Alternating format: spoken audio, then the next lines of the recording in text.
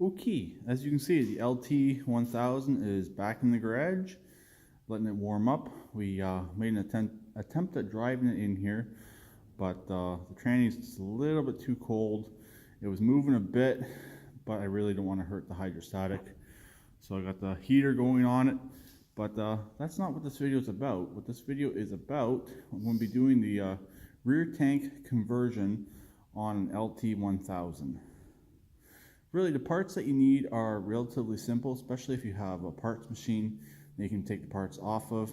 Personally, I've had many parts machines, so I happen to have a lot of the parts sitting around.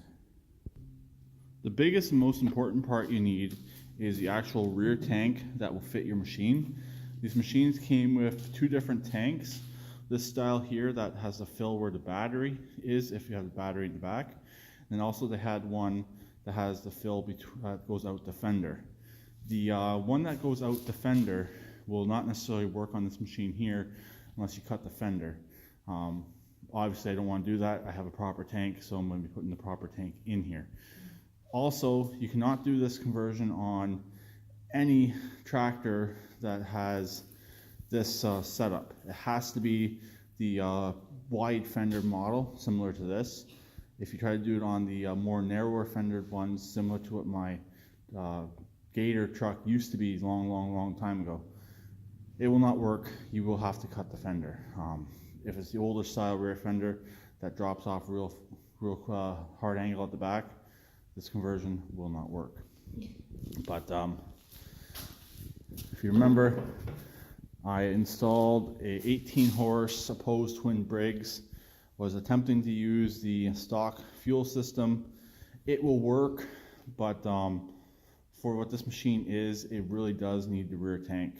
So, and one other part you need for the rear tank, it's not as important. You can actually get around it if you're a little bit handy with wood or metal.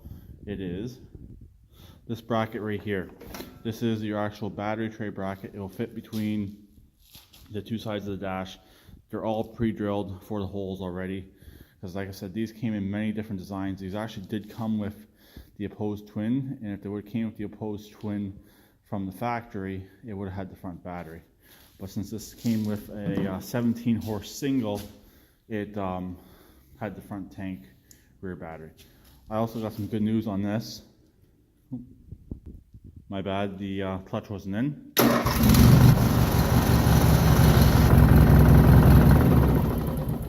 Yep, it's got a good battery in it now. This one here and the other tractor I will be working on over the weekend now have good batteries, thanks to Wally Mart. I wanted to get the absolute cheapest ones I could, so I did so. But the plan is to let this sit in here and warm up.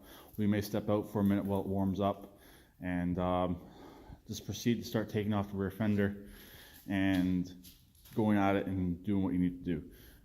This video here is just an introduction to what I'm doing on this particular machine. Also, it will be getting the deck put on. I got the new blades for the deck as well, so I will be doing that as well. But when I get into it, I'll do a video and show what you actually have to do on these.